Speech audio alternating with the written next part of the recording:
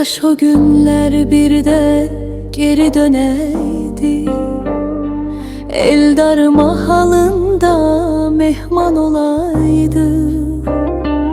Yağışlı yağmurlu yaz akşamında, yağış sularından ilham alaydı. Kalbimde illerin hatiresi var, eşkimin ağlayan hicran sesi var. Ruhumun o yerde öz nefesi var. Ötüp geçenleri ya da salaydı. Bitip göreydi çiçek donunda, arzular ümitler katarlarında. Sevgi şeirinin misralarında, sevilen nəğmə tek yaşa dolaydı. Kalbi üzmeyeydi hasret intizar, Sevgisiz hayatın ne manası var?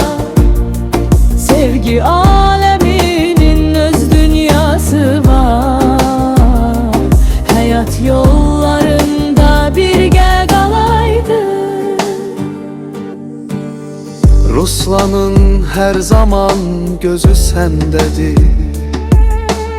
Söhbəti, marağı, sözü sendedir. Bütün varlığının özü sendedir. Qovuşub bir yerdə xoşbəxt olaydı. Bütün varlığının özü sendedir.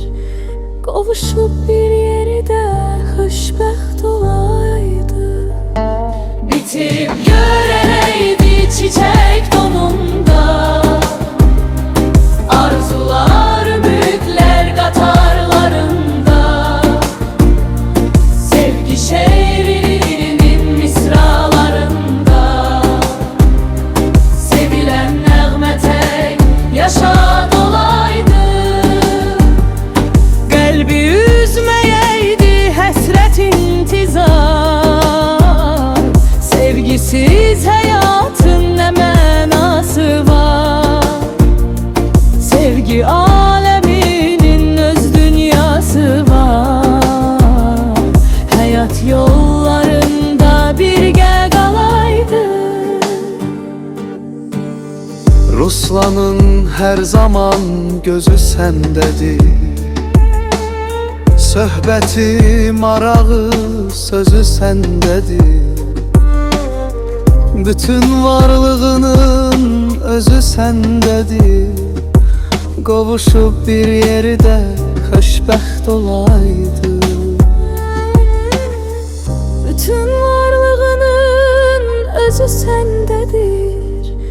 Qovuşub bir yerdə xoşbəxt olaydı.